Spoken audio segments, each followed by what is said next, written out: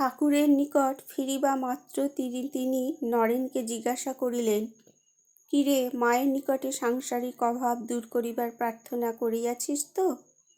তাহার প্রশ্নে চমকিত হইয়া বলিলাম, না মহাশয়, ভুলিয়া গিয়াছি। তাই তো, এখন কি করি? তিনি বলিলেন, যা যা, ফের যা, গিয়ে ওই কথা জানিয়ে আয়।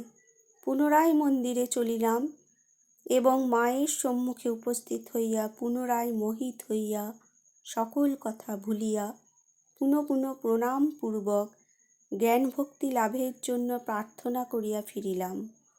ঠাকুর হাসিতে হাসিতে বলিলেন, কিরে, এবার বলিয়াছিস তো? আবার চমকিত হইয়া বলিলাম, না মহাশয়, মাকে দেখিবা মাত্র কি এক দৈবশক্তি প্রভাবে সব কথা ভুলিয়া কেবল জ্ঞান ভক্তি লাভের কথাই বলিয়াছি। কি হবে?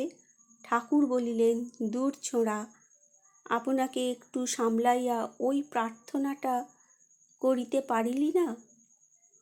পারিস তো আর একবার গিয়ে ওই কথাগুলো জানিয়ে আয়, শীঘ্র যা।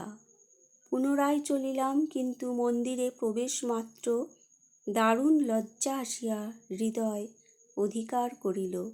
ভাবিলাম, এ কি তুচ্ছ কথা আমি মাকে বলিতে আসিয়াছি। ঠাকুর যে বলেন, রাজার প্রসন্নতা লাভ করিয়া তাহার নিকটে লাউ কুমড়া ভিক্ষা করা, এ যে সেইরূপ নির্বুদ্ধিতা।